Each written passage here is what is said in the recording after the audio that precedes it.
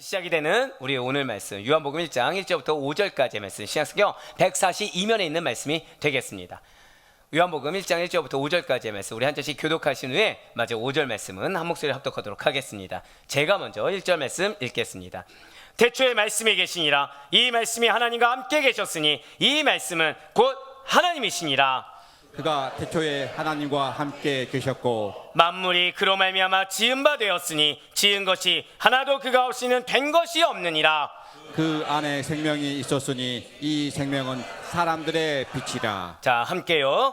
빛이 어둠에 비치되 어둠이 깨닫지 못하더라. 아멘. 할렐루야. 네, 주님께 사랑하시는 우리 아대표교회 모든 성도님들을 주님을 하여 축복합니다. 우리 옆에 있는 분한테 이렇게 인사하시면 좋으실 것 같아요. 하나님께서 당신을 깊게 만나길 원하십니다.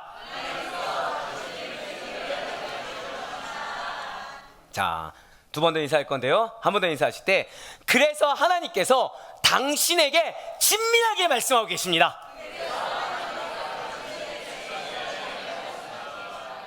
네, 친밀하게 말씀하고 계십니다. 자, 한 번 더 인사하실 때 그래서 예수님이 말씀이십니다.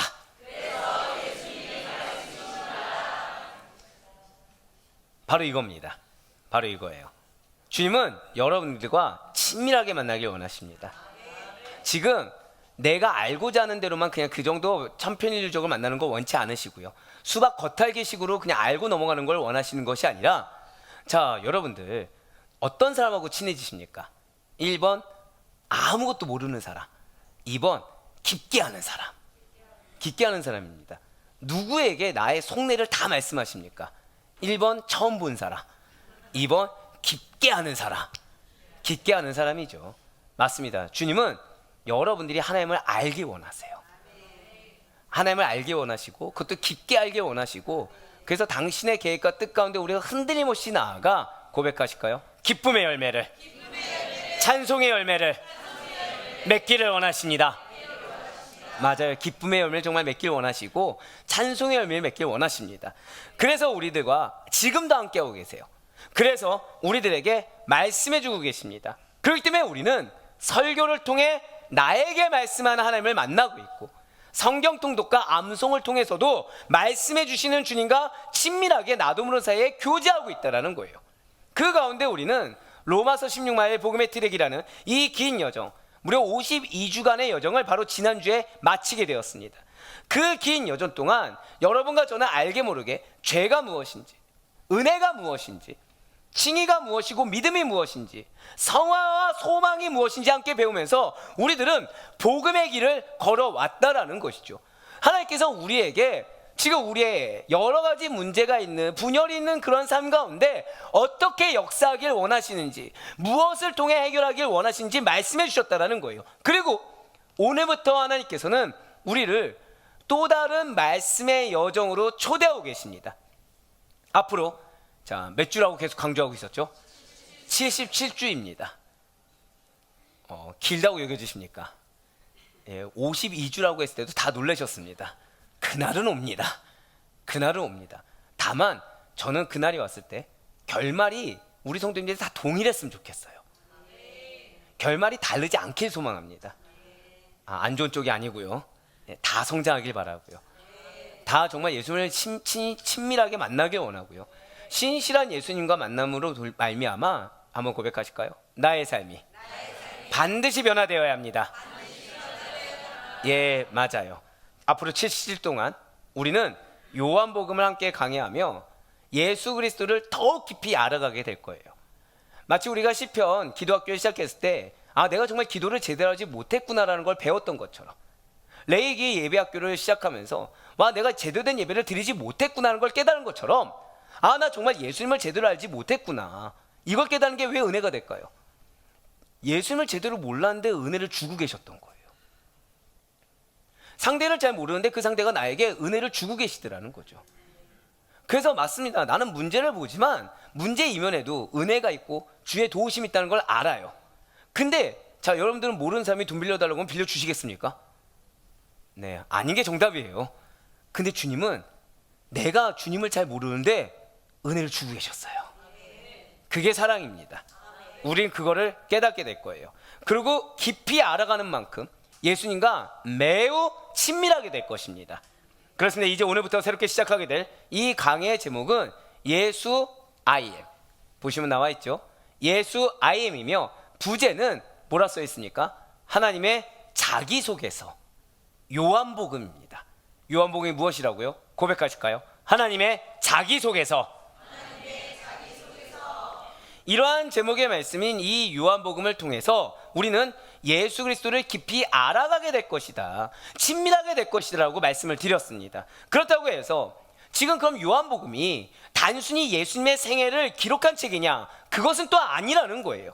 하나님께서 예수 그리스도를 통해 자신을 드러내시고 우리에게 참된 생명과 구원의 길을 보여주시는 복음서가 요한복음이라는 것이죠. 그래서 이 요한복음에는 특별히 예수님께서 친히 자신을 소개하시는 7개의 I am 선언, 헬라어로는 에고에미 선언이 등장합니다. 나는 생명의 떡이다, 나는 세상의 빛이다, 나는 선한 목자다, 나는 부활이요 생명이다, 나는 길이요 진리요 생명이다 같은 말씀을 통해서 예수님께서는 자신이 누구신지를 직접 보여주신다는 거예요. 이 I am이 뭐라고요? 예수님께서 자신에 대해서, 하나님께서 예수 안에서 자신을 드러내시는 계시라는 것이죠. 그리고 방금 보았던 예수 I am, 이 예수 I am이라는 제목에는 또 하나의 의미가 담겨 있습니다. 세상은 끊임없이 당신은 누구십니까? 너는 누구냐? 라는 것을 묻습니다. 그리고 사람들은 끊임없이 자신을 증명하기 위해 있는 그대로요, 아니요, 조금이라도 더 있어 보이길 원하고, 조금이라도 더 괜찮아 보이고, 조금이라도 더 무언가가 능력 있어 보이기 위해서 애쓰면서 살아간다는 것이죠. 하지만 요한복음은 결코 그렇지 않습니다. 우리에게 먼저 예수님이 누구십니까? 를 묻고 있다는 거예요. 고백하실까요? 예수는 누구신가? 그거를 묻고 있다는 거죠. 그리고 그 질문에 대한 답을 따라가다 보면 점점점 내가 드러나는 삶이 아니라 예수님이 드러나는 삶으로 나아가게 된다는 거예요. 고백하실까요? 예수님이 드러나는 삶. 우린 다 알고 있어요. 내가 드러나는 것이 아니라 누가 드러나야 된다? 예수님이 드러나야 되는 걸 알고 있습니다. 근데 자기 부인이 쉽든가요? 자기 십자가를 감사함으로 진다 쉽든가요? 기쁨과 찬양해서 해야 된다는 걸 누가 모르겠습니까? 근데 정말 그것이 쉽든가요? 어렵다는 거죠. 아는데 잘 안 된다는 거예요. 근데 이 요한복음에서 말하고 있는 예수는 누구신가? 이 질문에 대한 답을 따라가다 보면 무엇이 드러난다고요? 예수님이 드러나는 삶으로 내가 나아가는 것을 발견하고 경험하게 된다는 것입니다. 그리고 이것이 바로 신앙이라는 거예요. 참된 신앙은 맞습니다. 내가 커지는 것이 아니라 예수님이 커지는 것입니다. 점점 예수님만 드러나는 거예요. 나는 점점 없고 내 목적도 없고 내 목표도 없이 예수님이 목적이요, 예수님이 목표면 예수님이 전부가 되는 삶으로 나아가게 된다는 거죠. 내가 주인 되는 것이 아니라 예수님이 주인 되시는 것, 이것이 바로 신앙입니다. 그래서 우리가 오늘부터 시작하게 되는 예수 I am, 예수 I am의 여정은 결국 나는 예수로 살겠습니다, 내 삶에 예수님만 남기를 원합니다 라는 고백하실까요? 신앙 고백으로 이어지는 여정이 바로 예수 I am 77주간의 여정이라는 것입니다. 이러한 여정의 첫 설교의 제목이 무엇입니까? 고백하실까요? 영원으로부터 온 초대장. 네, 맞아요. 지금 사도 요한은 예수님의 탄생 이야기로 복음서를 시작하지 않고 있습니다. 마태복음, 마가복음, 누가복음 보면 예수님의 탄생 기사가 있습니까, 없습니까? 있어요. 예수님의 탄생이 나와요. 그런데 요한복음은 그렇지 않더라는 거죠. 사도 요한은 오히려 시간과 역사의 시작 이전으로 우리를 데려가고 있어요. 그러면서 첫 말씀이 무엇입니까? 태초에 말씀이 계시니라. 이 태초에 말씀이 계시니라는 장엄한 성언으로 영원부터 계신 예수님, 고백하실까요? 영원부터 계신 예수님, 예, 영원부터 계신 예수님을 소개한다는 거죠. 이제 오늘 우리는 이 초대장을 함께 펼쳐보게 될 것입니다. 그래서 요한복음 첫 페이지에서부터 한번 고백하실까요? 나를 만나러 오셨습니다. 예, 맞아요. 나를 만나러 오신 예수 그리스도를 바라보고 만나게 될 거예요. 앞으로 77주 동안 이제 이어질 이 말씀의 여정 가운데 예수님이 누구신지, 그게 누구를 만나러 오셨다고요?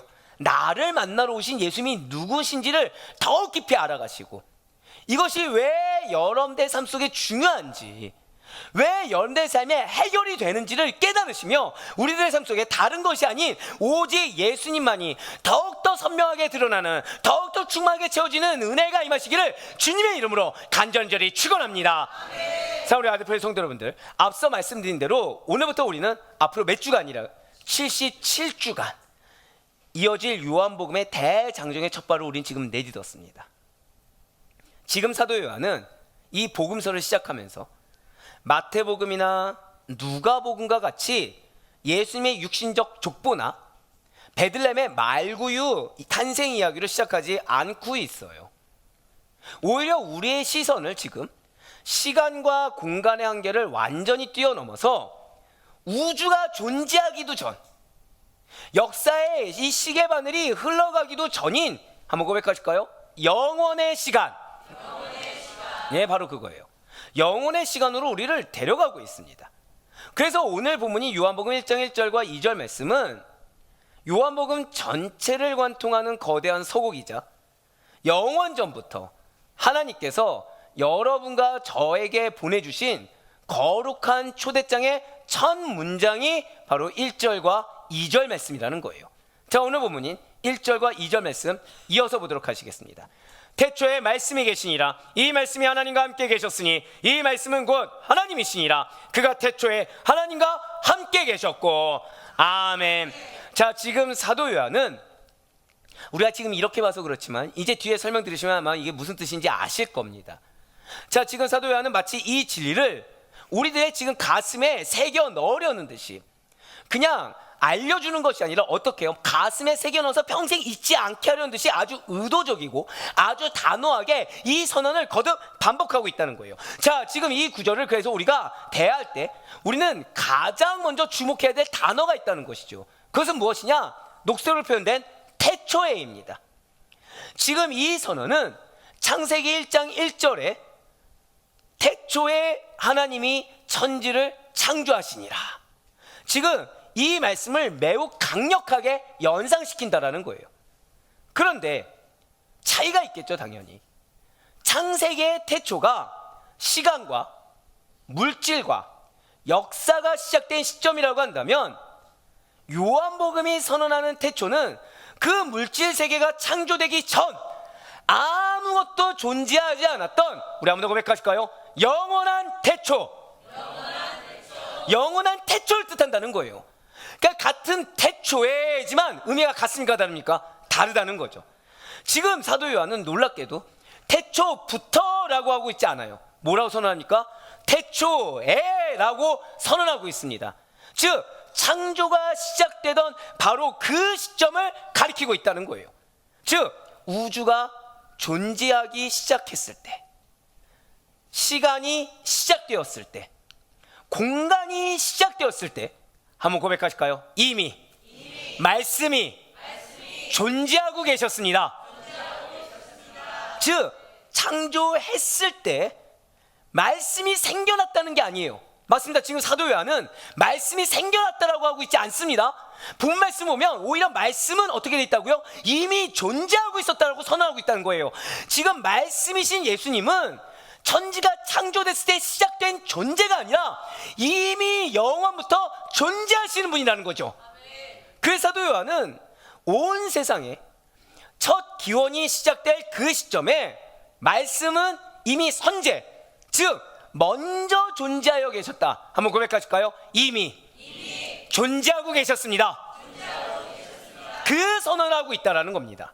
이렇게 그 어떤 피조물도 존재하기 전에 이미 계셨던 분, 시간의 지배를 영원히 받지 않는 영원하신 분, 그분이 바로 우리가 믿는 예수 그리스도시라는 거예요.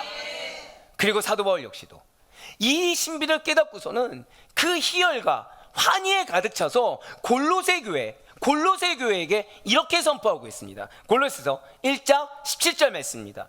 또한 그가 만물보다 먼저 계시고 만물이 그 안에 함께 섰느니라. 아멘.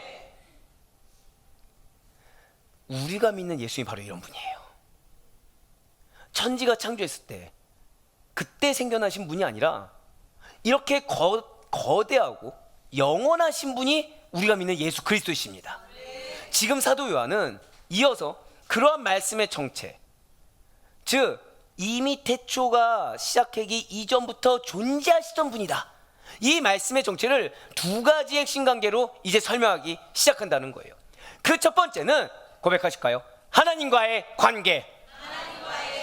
하나님과의 관계입니다. 지금 사도 요한은 이 말씀이 하나님과 함께 계셨으니 라고 선언하였어요. 자, 여기서 함께 계셨다라는 말은 헬라어로 프로스라고 합니다. 이것은 단순히 곁에 나란히 서 있었다라는 뜻이 아니에요. 이 뜻은 얼굴을 마주하다, 서로를 향해 있다라는 의미를 가지고 있습니다. 그런데 지금 누구와 얼굴을 마주하는 겁니까? 누구를 향해 있는 것입니까? 지금 헬라어로 톤 네온이라고 해서, 즉 하나님을 향하여, 무엇을 향하여 라는 뜻의 전치사 사용해서 말씀은 하나님과 얼굴을 마주하고 계셨다, 말씀은 이미 하나님과 친밀한 교제 가운데 계셨다라고 표현하고 있다는 거죠. 그리고 이 표현이 매우 중요합니다. 사도 요한은 말씀이 곧 하나님입니다. 우리가 제일 잘 기억하는 게 무엇입니까? 말씀이 곧 하나님이다. 그 말하기 전에 더 중요한 선언을 한다는 거죠. 그것이 무엇입니까? 먼저 고백하실까요? 말씀이 하나님과 함께 계셨습니다. 그거를 선언하고 있다는 거예요. 왜냐하면 말씀, 즉 성자 예수 그리스도죠. 하나님, 성부 하나님이십니다.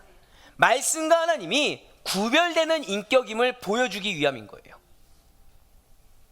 즉 성부는 성부이시고, 즉 하나님은 하나님이시고, 말씀은 말씀, 성자는 성자라는 거죠. 동일 인격이 아니라는 것입니다. 인격이 같다 다르다? 인격이 다르다는 거예요. 하지만 이어서 말씀은 곧 누구십니까? 하나님이십니다 라고 해서 동일한 신적 본질을 가지고 있다는 것을 선언하고 있다는 거죠. 쉽게 말씀드릴까요? 결국 무엇입니까?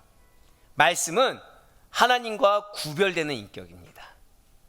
그런데 성부와 성자, 즉 하나님과 예수님은 영원 전부터 이미 얼굴과 얼굴을 마주보며 완전하고도 인격적인 깊은 친밀함과 사귐 속에 이미 계셨다는 거예요. 한번 고백하실까요? 이미 계셨습니다.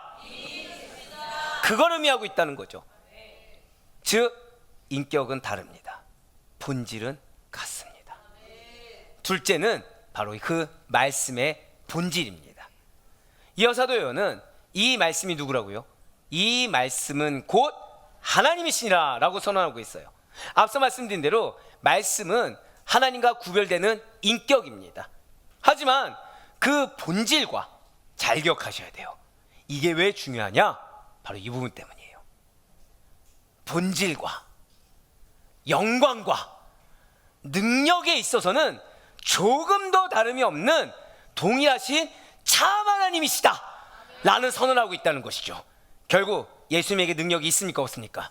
있다는 거예요. 말씀의 영광이 있습니까 없습니까? 있다는 거예요. 여러분들이 그래서 예수님을 많이 알면 알수록, 말씀을 깨닫고 깨달음이 삶으로 체화되면 될수록 내 삶은 어떤 삶입니까? 영광스러운 삶이요, 능력의 삶이 되는 줄 믿으시길 바라요. 그래서 1절 2절이 중요한 겁니다. 그리고 2절에 이르러서 요한은 한 번 더 강조하고 있어요. 무엇이라 강조합니까? 그가 태초에 하나님과 함께 계셨고. 자, 1절과 2절이 어떻게 같게 느껴지십니까? 다르게 느껴지십니까? 같게 느껴지죠. 지금 1절에서 말씀과 하나님과의 관계를 객관적으로 설명했다고 한다면 2절에서는 그보다 좀 더 명확하게 이 그가라는 인칭 주어를 사용해서 이 말씀이 다름 아닌 역사 속에 오실 예수 그리스도시다 라는 것을 명확히 밝히고 있다는 거죠. 그리고 이분이 태초부터 하나님과 이미 마주보며 함께 존재하셨다는 사실을 다시 한 번 더 확실하게 요약해주고 정리하고 있다는 거예요. 자, 성경의 반복은 무엇이라고요? 중요하기 때문이라는 거죠. 우리가 봤을 때 그냥 한글 문장으로 봤을 때는 다른 문장 같지만 사실은 무엇입니까? 고백하시겠습니다. 반복해서 강조하고 있습니다. 무엇을요? 말씀이 곧 하나님이시고 말씀은 이미 존재하고 있었다. 여기서 우리가 이 대목에서 반드시 짚고 넘어가야 될 중요한 사실이 있습니다. 역사적으로 수많은 이단들이 있었죠. 수많은 이단들은 이 예수님의 신성을 부인하거나 인성을 부인하며 역사 속의 인간 예수와 신적인 그리스도를 자꾸만 분리하려는 시도를 했다는 거예요. 자, 제가 지금 예수 그리스도라고 하지 않았죠? 인성과 신성을 분리하기 위해서 역사 속의 인간 예수와 신적인 그리스도를 자꾸만 분리하려고 했다는 거죠. 그래서 예수님을 그저 조금 뛰어난 인간, 4대 성인 중에 하나, 혹은 피조물 중에 가장 으뜸인 존재로 격화시키려고 한다는 거예요. 하지만 요한복음은 그러한 세상의 풍조에 단호하게 외치며 증거하고 있습니다. 예수님은 천사 정도가 아닙니다.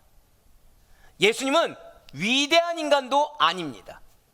예수님은 하나님께서 먼저 계셨다가 나중에 입양한 존재 아닙니다.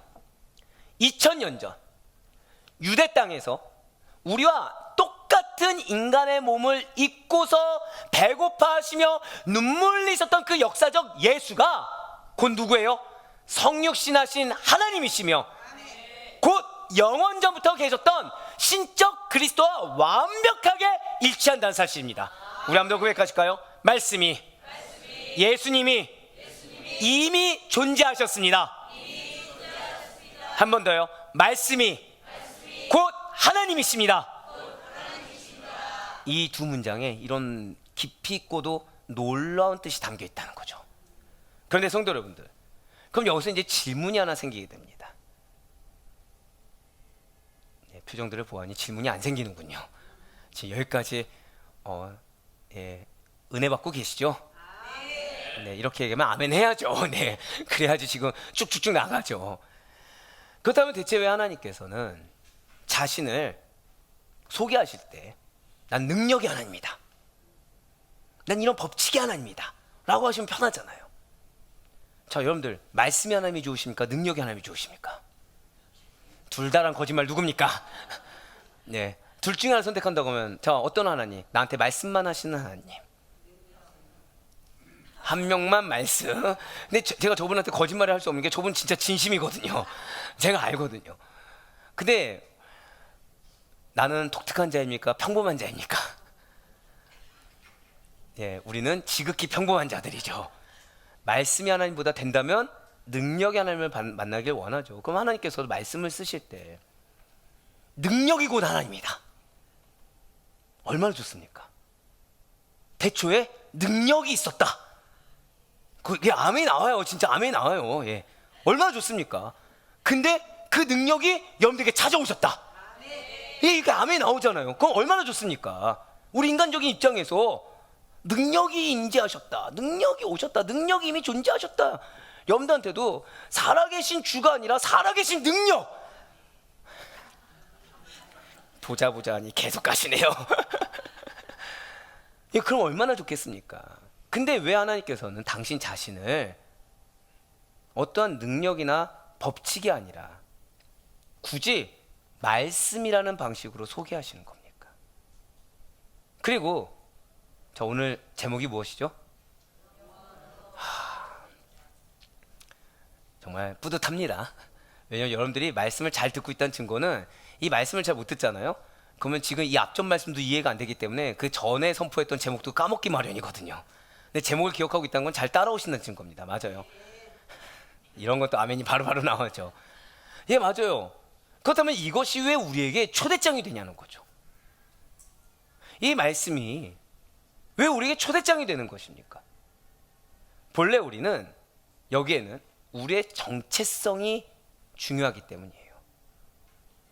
본래 우리는 빛을 전혀 알지 못하던, 한번 고백하실까요? 영적 어둠 속에 갇힌 자들이었어요. 어둠 속에 있다 보니까 혼란스럽습니다. 아무것도 보이지 않아요. 천지분간을 못한다는 거죠. 거기에 더해서 이 거대한 땅이 어떻게 만들어졌는지, 또한 내가 놓인 이 인생이 어디서부터 어떻게 이렇게 시작되고 여기까지 왔는지를 전혀 모릅니다. 나는 대체 어디서 나와서 어디로 돌아가야 하는 존재인지 그 인생의 기원조차도 알지도 못한 채 영적 까막눈으로 살아가던 것이 우리의 원래 본질이었다는 거예요. 한번 고백하실까요? 영적 까막눈. 예, 맞아요. 왜입니까? 이유는 하나예요. 빛이라는 절대적인 기준이 없는 상태에서는, 빛이라는 어떠한 절대적인 질서가 없는 상태에서는 어둠이 어둠인 줄조차 인지조차 할 수 없기 때문이라는 거죠. 이러한 우리의 이 비참한 영적 상태를 두고 일찍이 이사야 선지자는 이렇게 예언한 바 있습니다. 이사야 9장 2절의 말씀 보시길 바라요.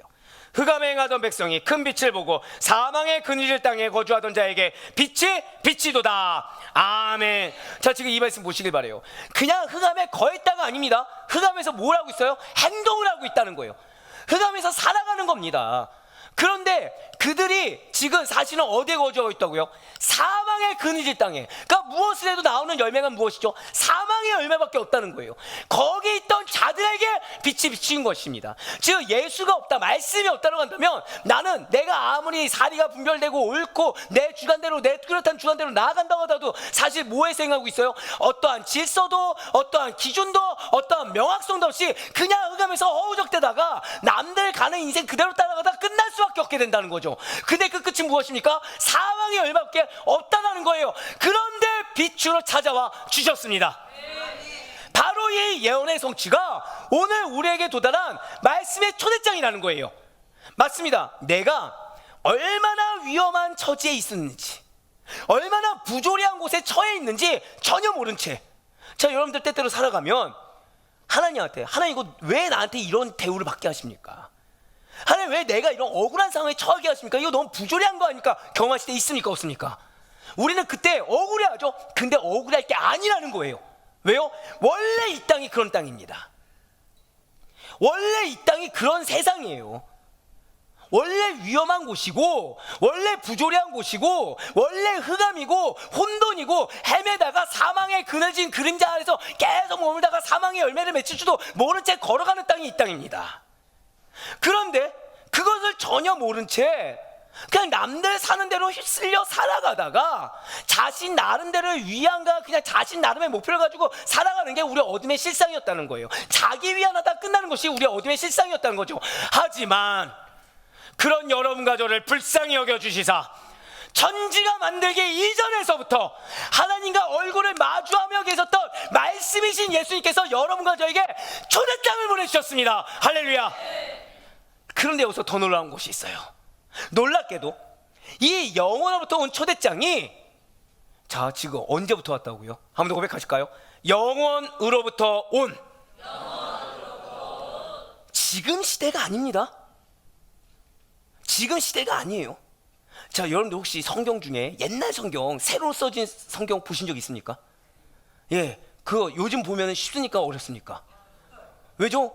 지금 우리는 새롭게 가로로 쓰여진 지금 현재 한국어에 익숙해졌기 때문에 이전에 한자가 쓰여진 새로 되어 있는 성경 어렵습니다. 근데 이 새로 쓰여진 성경 언제까지 통용됐습니까? 대략, 그렇죠? 어제 일도 기억이 안 나는데 지금 예, 7, 80년대 일이 어떻게 기억납니까? 7, 80년대예요? 자, 몇 년 지났죠 지금? 30년이에요.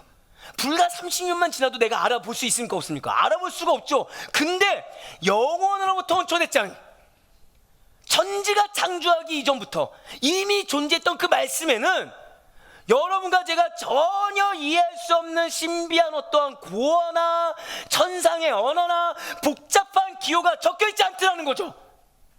누구나 읽을 수가 있습니다. 누구나 들을 수가 있습니다. 누구나 깨달을 수 있도록 인간의 언어인 말씀으로 적혀있다는 거예요. 고백하실까요? 나로 말미암아 깨닫게 하십니다. 알아듣게 하십니다. 이게 은혜라는 거죠. 아멘한 여러분들 정말 축복합니다. 왜죠? 이미 앞에서 말씀드렸어요. 말씀은 언제부터 있었다고요? 천지창조 이전부터. 그 말씀에는 뭐가 있는 거죠? 창조의 능력이 있습니다. 섭리의 능력이 있습니다. 근데 그 능력을 누구에게 주기 위해? 나에게 주기 위해. 내가 알아듣고 순종할 수 있도록, 즉 능력 고백하실까요? 능력을 내 것으로 할 수 있도록. 맞아요. 능력을 내 것으로 할 수 있도록 알아듣게 말씀하신다는 거예요. 그렇습니다. 이야말로 바로 이러한 성경이야말로 누구나 읽을 수 있도록 자신을 한없이 낮추어 다가오신 사랑의 초대장인 줄 믿으시길 바라요. 그리고 예수님께서는 이 말씀의 초대장 속에서 자신을 아주 담대하게 소개하고 계십니다. 구약의 출애굽기에서 하나님께서 자신을 뭐라고 하셨습니까? 자신에 대해서 계시하실 때 뭐라고 하시던가요? 나는 어떤 자다? 스스로 존재하는 자. 뭐가 나왔죠? I am. 스스로 존재하는 자라고 소개하셨던 것처럼 예수님께서도 이 요한복음 전체를 통해 7번의 거룩한 I am의 선언을 하고 계시다는 거죠. 영원한 현재로서 지금도 살아계시는 당신의 신성을 여러분과 제가 무엇만 있으면, 마음만 있으면, 무엇만 있으면, 들으려고만 한다면 깨달을 수 있는, 내 걸로 할 수 있는, 한번 고백하실까요? 말씀은 반드시 내 것이 되어야 합니다. 그 말씀이 오늘 똑똑히 보여주셨다는 거예요. 사실 우리들은 그럼에도 불구하고 기준과 질서를 빛 말씀에 두지 않으려고 해요. 알아듣게 했는데, 깨닫게 했는데, 왜요? 제가 항상 드리는 표현이 있죠. 기도 왜 시키십니까? 100번은 더 강조해야겠군요. 고백하실까요? 기도는 응답하시기 위함이다. 바로 그거예요. 나에게 기도시키신 거는 응답하시기 위함입니다. 그건 헛되지가 않아요. 말씀을 왜 주시죠? 임하시기 위함입니다. 고백하실까요? 주신 말씀은 임하시기 위함입니다. 예, 맞아요. 그런데 사실 우리들은 자꾸만 세상의 유행, 인간의 가치관, 타인의 평가, 그리고 내 기분, 내 감정, 내 복잡한 생각, 그런 것들을 알게 모르게 인생의 기준으로 삼으려고 합니다. 무엇까지도요? 하나님을 알아가는 거에 있어서도. 그러나 그것은 캄캄한 어둠 속에서 그 카오스 가운데 눈을 감고 길을 찾는 것과 동일하다는 거예요. 빛이신 하나님께서 나타나시사 말씀의 초대장을 내밀어 주셔야 우리는 비로소 내 삶의 진짜 주인이 누구인지를 깨닫고 내 영혼의, 고백하실까요? 내 영혼의 현 주소를 정직하게 보게 됩니다. 맞아요. 무엇이 문제인지, 어디서부터 고쳐야 되는지 그것을 정직하게 마주하게 된다는 것이죠. 그러니 오늘 그 영원한 말씀 앞에 사실은 나는 기준이 명확하다고 생각했지만 이미 조각나버린, 좀 더 쉽게 말씀드릴까요? 매번 기준이 바뀌어버리는 그 조각난 기준들을 다 내려놓으시고 주님께서 던져주시는 인생의 진짜 이정표를 발견하시며 그 이정표 곳곳마다 예배해놓고 계신, 한 번 더 고백하실까요? 나를 위해 예배하신 축복이 있습니다. 네, 맞습니다. 그 축복, 그 말씀을 온전히 내 것으로 하는 은혜가 임하기를 주님의 이름으로 간절히 소망합니다.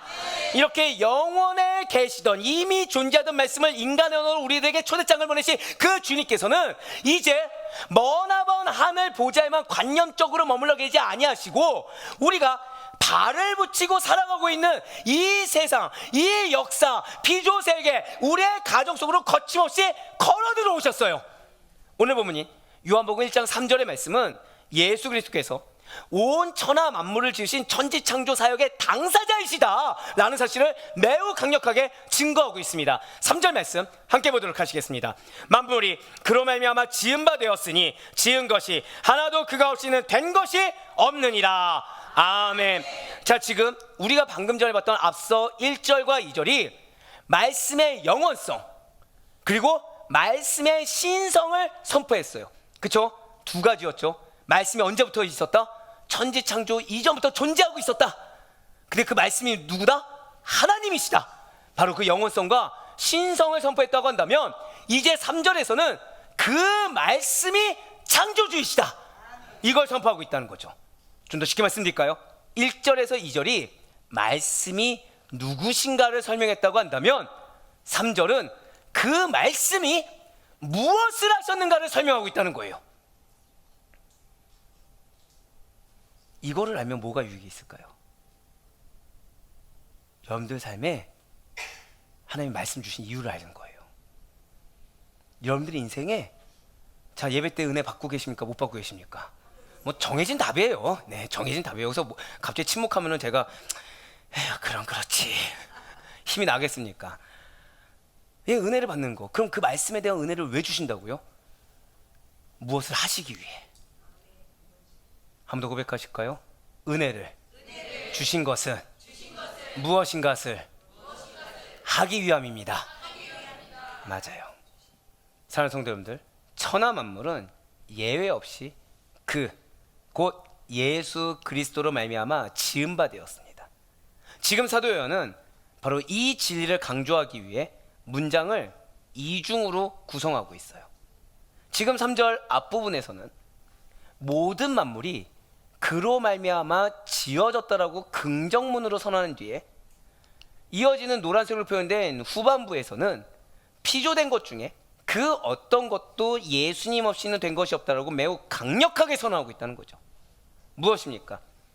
창세기 1장에 천지창조를 주도하셨던 그 능력의 주님이 바로 예수님이시라는 거예요. 한번 고백하실까요? 예수님은 능력의 주님이십니다. 무에서 유를 창조하신 능력의 주님이 바로 예수님이시라는 겁니다. 지금 사도 요한은 이 우주 만물이 어디서 시작되었는지 그 태초의 출발 기원을 설명하면서 말씀이신 하나님과 이 피조세계, 내가 속해 있는 가정과 직장과 그 모든 공동체를 포함한 이 피조세계가 결코 분리될 수 없는 불가분의 관계에 있다는 사실을 알려주고 있어요. 지금 저는 이 위대한 창조의 비밀을 한 위대한 거장, 작가의 모습으로 묵상하게 되었어요. 어떤 거장을 만나잖아요. 아시다시피 이제 광고 일을 했을 때 뭐 드라마 작가나 영화 작가를 만날 때 이 거장을 만나면 그분들은 그냥 가만히 있지 않습니다. 머릿속에 뭐가 있죠? 항상 생각이라는 게 있어요. 끊임없이 위대한 생각과 영감들, 그러니까 일반 사람들이 생각하지 못하는 어떤 시나리오나 이런 것들이 계속해서 구성하고 있다는 거죠. 이 위대한 작가는 그러면 그분들은 베낄까요? 아니면 창조를 할까요? 창의력 있게 쓰죠. 다른 사람의 작품을 보고 베끼거나 대충 흉내내면서 내 것으로 취하지 않습니다. 오직 자기 머릿속에 들어있는 고유한 생각, 즉 말씀을 붙잡고 그것을 세상의 바깥으로 끄집어내어 최고의 작품을 구성해서 만든다는 것이죠. 생각 누가 합니까? 거장이 합니다. 표현 누가 합니까? 거장이 합니다. 만들어내는 거 누가 합니까? 다 거장이 한다는 거예요. 즉 그 거장 작가의 생각을 통하지 않고서는 이 세상에 단 하나의 작품도 존재할 수가 없다라는 것이죠. 그렇다면 그 작가의 작품을 존재하게 만드는 진짜 힘은 어디서부터 시작했고 어디서부터 나오는 것입니까? 바로 작가의 머릿속에 생각이 들어있는 창의력에서 나옵니다. 즉 창의력이 곧 그 작품을 존재하게 만드는 시작의 씨앗이자 그 작품의 생명력이 된다는 것이죠. 자, 고대로부터 지금까지 무수히 많은 사람들이 이 거대한 우주를 보며 질문을 합니다. 이 세상의 시작점은 무엇인가? 생명의 진짜 출발점은 도대체 무엇인가? 그리고 사도 요한은 이러한 인간의 사고 흐름을 너무나도 잘 알고 있었다는 거예요. 좀 더 쉽게 말씀드리면 여러분들은 이게 궁금하지 않을 수 있어요. 자, 이 세상의 시작점 누구십니까? 하나님. 출발점 누구십니까? 하나님. 당연하겠죠. 근데 좀 더 쉽게 말씀드릴까요? 사도 요한은 인간의 악함을 알고 있었다는 거예요. 인간의 악함을 알고 있었어요. 그래서 만물의 기원은 말씀입니다. 하나님이 시작이십니다 라고 선언하면 여러분과 저처럼 아멘 하는 자들도 있지만 당연히 꼬리를 물고 일어날 불신자들 또는 종교인들의 의문과 의심을 간파했다는 것이죠. 그래서 반론이 제기될 틈을 아예 주지 않기 위해 아주 논리적이고 아주 탄탄한 문장 구조를 사용했다는 거예요. 무엇입니까? 이 창조의 생각 안에 무엇이 들어있는지를 곧바로 연결하며 설명한다는 거죠. 마치 작가의 그 거장의 머릿속 생각에 창의력이 숨어 있는데 곧바로 어떻게 풀어내겠다, 어떻게 시나리오를 쓰겠다를 얘기하듯이 하나님의 말씀 안에는 만물을 시작하게 만드는, 고백하시겠습니다, 영적 생명력, 거대한 영적 생명력이 숨어 있다는 사실을 가르쳐주고 있다는 거예요. 즉 하나님의 계획에는 무엇이 있다고요? 한 번 더 고백하시겠습니다. 우리 가정에는 하나님의 계획이 있습니다. 그쵸? 약속을 주셨다고 했잖아요. 근데 그 약속에는, 계획에는 무엇이 들어있다는 거예요? 한 번 더 고백하시겠습니다. 우리 가정의 계획에는 거대한 영적 생명력이 숨어 있습니다. 할렐루야. 이걸 지금 3절에서 얘기하고 있다는 거예요. 지금 이 얘기를 하는 겁니다. 지금 그렇습니다. 우리가 발을 딛고 서 있는 이 대지, 이 본당, 염대의 가정, 염대의 직장, 거기서 더 나아가서 세계, 지구, 거대한 우주, 그리고 여러분과 저라는 인생은 결코 어쩌다가 보니까 생겨난, 우연히 발생한 그런 뭐 골칫덩어리, 우연의 산물, 그런 것들이 아니라는 거예요. 위대한 창조주이신 하나님의 머릿속에 있던 그 계획, 그 생각, 거룩한 계획과 거룩한 생각을 통해 빚어진 최고의 작품이 여러분과 저라는 사실을 믿으시길 바랍니다. 사도 바울이 바로 이 사실에 너무 큰 감동을 받아 바로 이렇게 증거합니다. 에베소서 2장 10절의 말씀이에요. 우리는 그가 만드신 바라 그리스도 예수 안에서 선한 일을 위하여 지으심을 받은 자니 이 일은 하나님이 전에 예비하사 우리로 그 가운데서 행하게 하려 하심이니라. 아멘. 사실 어떤 교회들은 이제 이 말씀을 봉사에 씁니다. 그렇죠? 그리스도 안에, 예수 안에서 선할 일을 위해서 지음받았으니 교사하십시오, 찬양하십시오. 근데 여기의 핵심은 거기에 있지 않아요. 어디에 있습니까?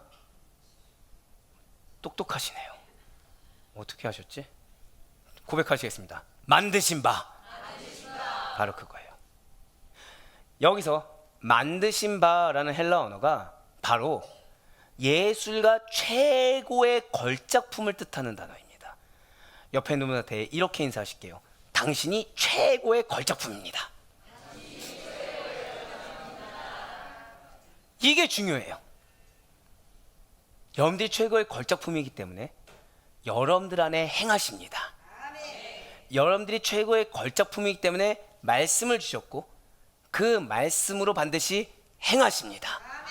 말씀을 왜 주셨다고요? 임하시기 위해서. 말씀을 왜 주셨다고요? 행하시기 위해서. 우리 가족은 약속의 가족입니다. 믿으십니까? 그 계획에는 무엇이 있다고요? 영적 생명력이 있으시다. 반드시 하나님께서 행하십니다. 그렇습니다. 여러분과 저는 우리를 빚으신 하나님의 최고의 걸작품이에요.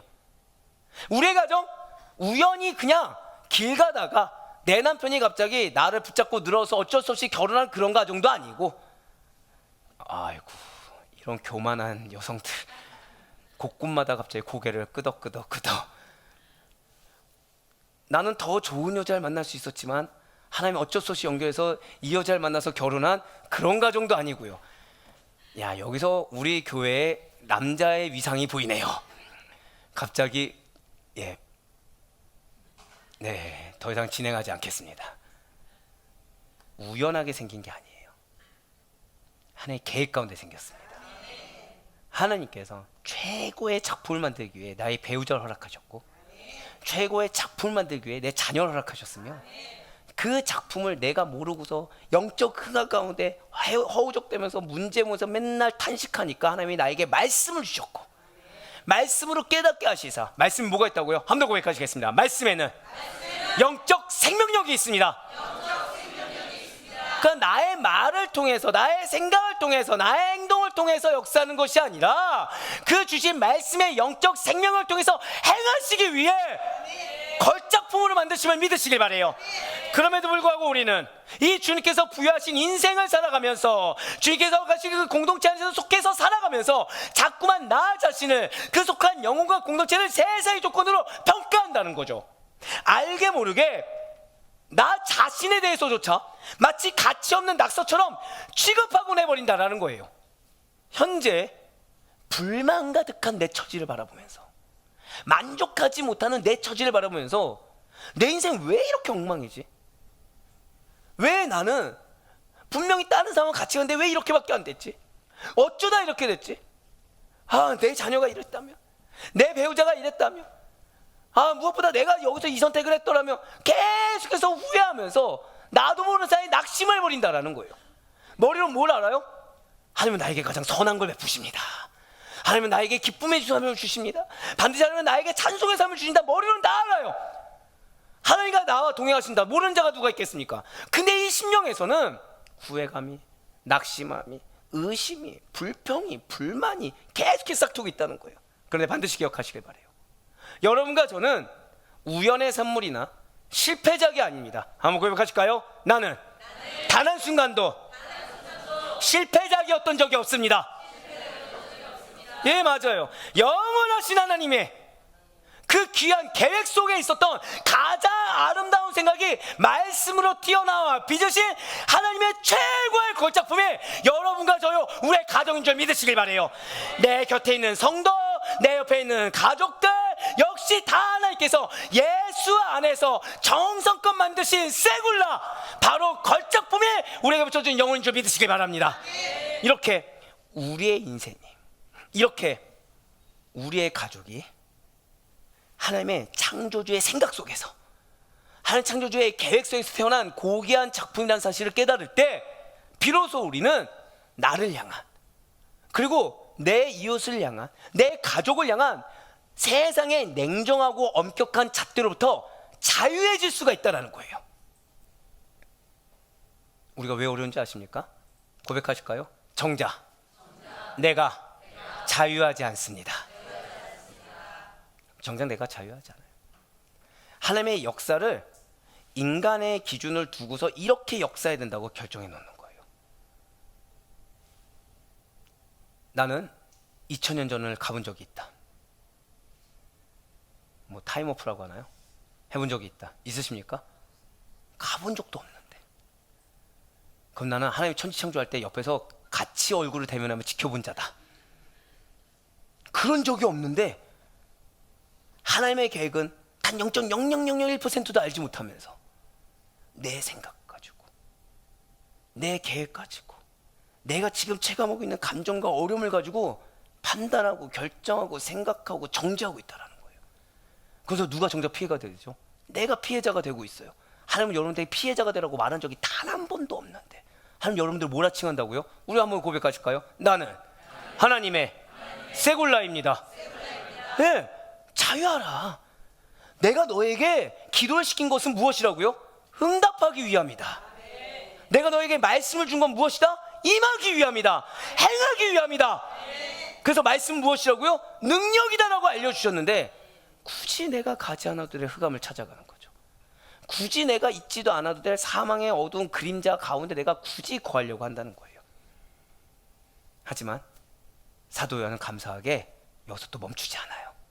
이제 사도 요한은 창조의 이 거대한 무대에서 시선을 확 좁혀서 가장 본질적이고도 치열한 영적 영토인 바로 여러분과 저의 내면으로 파고든다라는 거예요.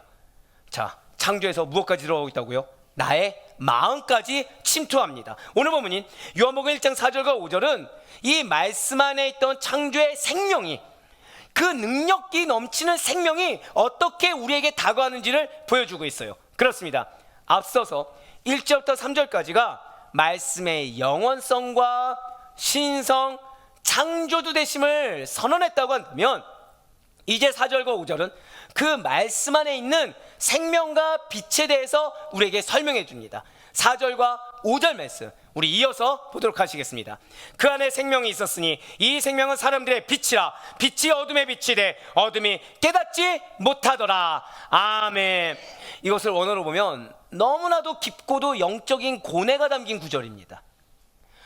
자, 말씀 안에 생명이 있기 때문에 만물이 창조되었다. 이거 논리적으로 이해가 됩니다. 그렇죠? 생명이 생명을 낳는 거 이상한 겁니까? 자연스러운 겁니까? 자연스럽죠.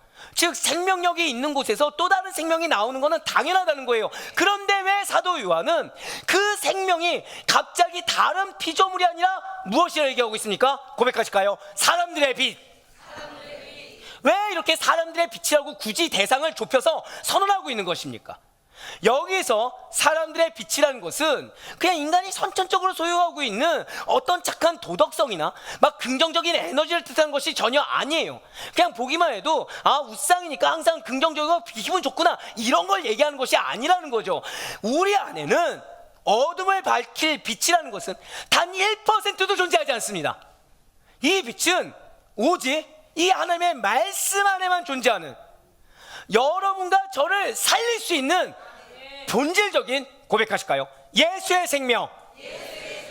예수의 생명을 의미한다는 거예요.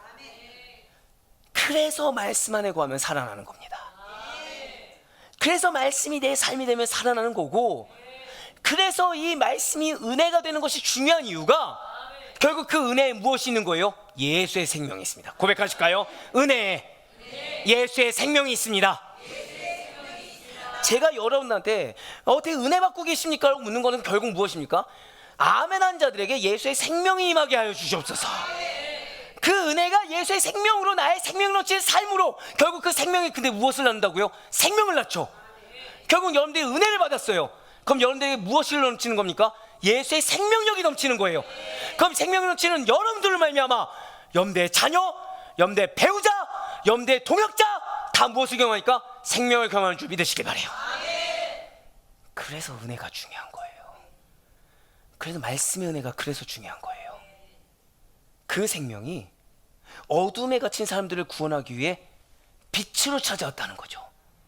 내 자녀가 어두컴컴한 골방 안에 사로잡혀서 나오지 못하고 있습니까? 그 어둠의 영적 세계에서 허우적대면서 나오지 못하고 있습니까? 이 빛이 생명인 줄 믿으시길 바래요. 관건은 딴 데 있지 않아요. 여러분들 빛이 되셔야 돼요. 여러분들 빛 가운데 거해야 돼요. 그래서 그런 여러분들을 만났을 때 그 빛을 맛봐야 돼요. 그래야 지금 어둠에 있으면 빛을 본다 못 본다? 못 봐요. 근데 여러분들 통해 빛을 보게 되는 거예요. 주여, 사랑하는 내 아들이, 사랑하는 내 딸이 나를 통해 빛을 보게 하여 주시옵소서. 나를 통해 교회를 보는 것이 아니라, 죄송하지만 예수의 빛을 보게 하시고, 그래서 나의 언행과 나의 삶을 통해 오직 예수의 생명력만이 들어가도록 나에게 진히 역사하여 주시옵소서. 이 기도가 여러분들의 기도가 되길 간절히 소망합니다. 맞습니다. 그런데 5절을 보시길 바래요.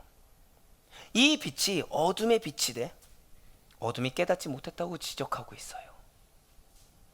지금 사도 요한은 인간이 가진 영적 어둠의 실상을 그대로 꼬집고 있습니다. 이 말씀이 매우 강력한 반증이라는 거죠. 어둠은 잘 기억하셔야 돼요. 본래 빛을 깨닫지 못하는 영적 무지함이 있는 것이 맞습니다. 여러분들이 전도를 하시죠? 안 하시는군요.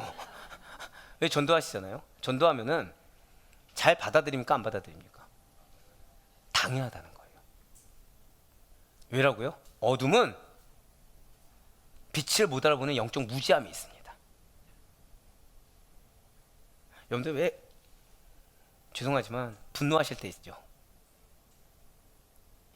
이 침묵은 긍정입니까? 아니면 아닌 척하는 겁니까? 근데 분노하실 때, 화가 막 날 때 말씀 들립니까? 안 들립니까? 당연하다는 거예요. 어둠은 뭐라고요? 고백하실까요? 어둠에는 영적 무지함이 있습니다. 근데 그 영적 무지함이 뭐라고요? 빛을 깨닫지 못하는 거예요. 둘 중에 하나겠죠. 깨닫지 못하니까 깨닫지 못할 정도의 수준에서 내가 멈춰 있을 것인가, 아니면은 그냥 무시하지 못할 정도의 환한 빛을 갖출 것인가. 네. 오늘 그때 보지 않기로 했어요. 네네네. 보지 않기로 했어요. 하지만 여기서 중요한 게 있죠. 참 빛이 오셨다면 어둠은 마땅히 그 빛을 받아들이고, 자, 중요한 게 뭐라고요? 고백하실까요? 자신이 어둠임을 깨닫고 인정해야 합니다. 그런 절박한 메시지예요. 주여, 내가 어둠이었습니다. 그래서 내 마음에 빛이 있는데도 불구하고 굳이 어둠의 영역에 내가 속해 있습니다. 생명력을 경험하지 못하고 있습니다. 문제만 보고 있습니다. 주여, 내가 어둠이었습니다. 이거를 깨달아야 받아들일 수 있습니다. 이걸 인정해야 받아들일 수 있습니다. 이거를 절박하게 전하고 있다는 거예요. 누가? 사도 요한이. 실제로 우리들 어떻습니까? 인생을 살아가면서 모르고 행하는 일 참 많죠. 마치 까막눈과 같아요. 분명히 두 눈 멀쩡하게 우리 뜨고 있습니다. 시력 그렇게 나쁘지 않아요. 그런데 아이러니하게도 영적으로는 뭐가 뭔지 도무지 모르는 일이 태산이에요. 정확히는 내가 뭘 잘못했는지 주저 모르는 일이 많다라는 거죠. 이렇게 인생의 답답한 상황 속에서 어찌해야 할지 몰라 헤맬 때 인생의 모든 답을 아시는 주님께서 친히 찾아와 주시는 거, 이것은 마치 칠흑 같은 밤바다에서 만나는 한 줄기의 등대 빛과 같다는 거죠. 우리는 보통, 자, 여러분들 어떻게 나쁜 사람입니까? 좋은 사람입니까? 네, 이런 침묵을 기대했습니다. 그럼 나는 나쁜 사람이니까 그래도 나쁘지는 않은 것 같습니까? 괜찮아, 여기까지 기대한 바대로 해요. 그럼 나는 나쁜 사람입니까? 조금 나쁜 사람입니까? 네, 여기까지도 그대로입니다. 네, 여기까지도. 왜냐면은 제가 질문하니까 최소한 내가 죄인이다라는 얘기는 해야 될 것 같거든요. 근데 아주 나쁜 사람이라고 인정하기엔 자존심이 상하고, 그러니까 어느 정도 나빠요? 나는 조금 나쁜 사람이다. 목사님 그렇게 말씀하셨지만 그래도 나 이 정도면은 착하게 살려고 하지. 이 정도면 난 그래도 기도도 하지. 이 정도면 나 인내하고 있지. 이 정도면 나 잘 절제하고 있지. 내 상황에 이 정도면 잘하고 있는 거야라고 나름의 자부심이 마음 가운데 있습니다, 우리는. 그래서 이거 건드리면은 천불이 일어나는 거예요. 나는 그래도 나름 인내하고 있는데 여기서 더 많은 인내를 요구한다든지, 나는 나름 열심히 헌신하고 있는데 마치 그 헌신은 온데간데 없는 것처럼 다른 헌신을 얘기하면은 여기서 뭐가 치밀어 오릅니까? 너나 잘하지라고 하면서 천불이 치밀어 오르는 거죠. 이게 뭐라고요? 고백하시겠습니다. 나는 나름의 자부심이 있습니다. 네, 바로 그거예요. 난 나름의 자부심을 살고 있습니다. 그런데 실상은 어떻습니까? 우리는 내가 어둠 가운데 처해 있다는 사실을 전혀 눈치채지 못할 때가 많습니다. 자, 분노해야 됩니까? 분노하지 말아야 됩니까? 하지 말아야 되는 걸 아는데 분노한 순간 이게 문제구나라기보다는 바로 그 삶에 대한 문제점을 찾을 수 있을 정도로 우리는 어둠 가운데 처해 있다는 사실을 눈치 못 채고 언행으로 바꿀 때가 많습니다. 하나님의 마음을 아프게 해드리는데 아픈 줄도 모르고 하나님께 계속 투정을 부립니다. 내 고집과 이기적인 욕심대로 살아가면서 비전이라는 말로, 사명의 말로 덮고서 인정하지 않습니다. 그러다 보니 정작 하나님 보시기에는, 한번 좀 쓴소리지만 같이 따라해볼까요? 눈치도 없고 분별도 못하는, 맞아요. 하나님을 보는 눈치도 없고 하나님 앞에서 분별도 못하는 행동을 반복하고 한다는 거예요. 더 큰 문제는 그것이 문제라는 사실조차 인지조차 못하는 상황들이 종종 비일비재하다는 거죠. 이렇게 내가 어둠 속에 있다는 것조차 인지하지 못하는 영적 까막눈이 바로 우리의 안타까운 옛 모습이라는 거예요. 사랑하는 성도 여러분들, 여러분들이 인생을 살다가, 아니 불과 5월 한 달간, 지난 한 주간 내 뜻대로 일이 풀리지 않고 하는 족족 기대는 결과는커녕 아무것도 얻지 못하는 때가 혹시 있으십니까? 갑자기 누군가 나를 지적한다든지 나에게 화를 내거나 나를 불편해하는 상황, 그 나까지도 불편해서 나까지도 갑자기 내 행보에 발목이 잡히는 것 같은 상황을 마주할 때가 있습니까? 믿었던 인간관계가 심하게 뒤틀리고 거기에 대해서 나는 그래도 많이 성장했다 생각했는데 내 안에 있는 미움과 시기와 질투와 분노와 그런 어떤 추한 바닥이 드러나 도저히 어찌할 바를 모르는 답답한 순간도 맞이해 보셨습니까? 그때 우리는 낙심합니다. 그때 우리는 원망합니다. 그때 우리는 바로 남을 정죄합니다. 그때 우리는 내가 인내하는 것만 해도 충분히 잘한다고 나를 자기 위안합니다. 하지만 잘 기억하세요. 사실 그 모든 상황들은 하나님 당신이 나를 보고 불편해 하신다는 것을 알려주는, 고백하실까요? 영적인 신호. 누구를 향한요? 나를 향한 영적인 신호입니다. 눈치 없이 어둠을 헤매는데 눈치가 없으니까 어둠을 헤매는지도 모르고 하나님 나 잘하고 있죠 이러고 있는 거예요. 눈치 없이 다른 방향 가면서 하나님 내가 당신 사명 가지고 이렇게 가고 있습니다 하고 하나님께 칭찬받기를 원하는 거예요. 어디 있어야 칭찬받습니까? 오직 빛 가운데 있어야 칭찬을 받는데 빛에 없으면서도 어둠 속을 가고 있는 나름의 항변을 얘기하면서 칭찬받기를 원하는 우리를 향해 사랑하는 내 딸아, 사랑하는 내 아들아, 너가 지금 어둠 속에 있어. 너 지금 그 눈치 없는 걸음걸이를 좀 제발 멈추고 어서 내 빛으로 나와 생명을 누려야 돼. 너를 통해 생명력이 넘쳐야 되지 사망의 음침한 골짜기에 사망의 영향을 미쳐서는 안 되라고 하시는 하나님의 안타까운 경고등입니다. 그 사람이 문제가 아니라 무엇이라고요? 한 번 더 고백하실까요? 영적인 신호. 그 사람이 문제라서 하는 게 아니라 나에게 주신 영적인 신호예요. 그 환경이 억울한 상황이 아니라 나에게 주시는 영적인 신호입니다. 그리스도인은 결코 어둠 속에서 대충 어느 정도껏 적당하게 그냥 남들 보기에 그냥 옥먹지 않을 정도로 막 살면 절대로 안 되는 존재예요. 반드시 오늘 우리 루미나 창대가 얘기했던 처럼 하나님 기뻐하시는 삶, 하나님을 찬양하는 삶을 반드시 살아야 됩니다. 그래서 사도 바울이 이렇게 권면하고 있어요. 에베소서 5장 8절 말씀 우리 다 같이 읽겠습니다. 시작. 너희가 전에는 어둠이더니 이제는 주 안에서 빛이라. 빛의 자녀들처럼 행하라. 아멘.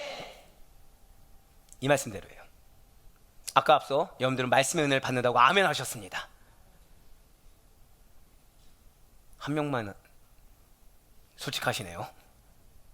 벌써 눈치들이 챙긴 거죠. 아, 저 인간 또 뭔가 트랩을 깔아놨구나. 주님의 빛이, 말씀이 내 삶의 뒤틀린 환경과 관계를 통해 나의 어둠을 비추일 때, 즉 내가 찔리고 회개가 되고 아니 불편하고 거북할 때 우리는 도망치거나 변명해서는 안 됩니다. 핑계대서도 안 됩니다. 타협해서도 안 됩니다. 그렇습니다. 주님, 내가 어둠이었습니다. 내 힘으로는 이 답답함을 해결할 수 없습니다. 내가 오직 절대적인 기준이요, 절대적인 질서인 당신께, 말씀께 내가 맞추겠사오니 당신께서 능력을 행사하여 주시옵소서. 영적 생명력을, 그 빛을 내가 아닌 그 영혼에게 비춰 주시옵소서. 정직하게 고백하며 깨달아야 돼요. 언제까지 하나님을 근심되게 만드는 어두움 일에 나는 아니겠지, 이건 하나님이 기뻐하시는 거겠지, 스스로 치부해버리면서 기웃거리며 살아가겠습니까? 이제는 그 거룩한 빛 앞에 먼저 나의 부끄러운 모습을 온전히 인정하고 내어 맡길 수 있어야 돼요. 미리 말씀드렸습니다. 하나님은 여러분들과 친밀하게 원하십니다. 여러분들에게 두 명의 사람이 돈을 빌리러 찾아왔습니다. 한 명은 흉금을 다 털어놓고 매우 친밀한 자, 또 다른 한 명은 뻔히 그 속내를 아는데 거짓말하는 자. 누구에게 돈을 빌려주시겠습니까? 아무에게도 안 빌려주시는군요. 지금 내 코어 석자인데 누구에게 빌려주냐 이겁니까? 예를 들어서 둘 중에 한 명에게 빌려준다면 누구에게 빌려주시겠습니까? 속을 다 흉금을 털어놓고 정직한 자에게 빌려주지, 뻔히 아는데 거짓말하는 자 안 빌려줍니다. 다시 한 번 더 말씀드릴게요. 하나님은 여러분과 친밀하길 원하십니다. 여러분 삶 가운데 역사하길 원하시고요, 주신 약속을 성취하길 원하십니다.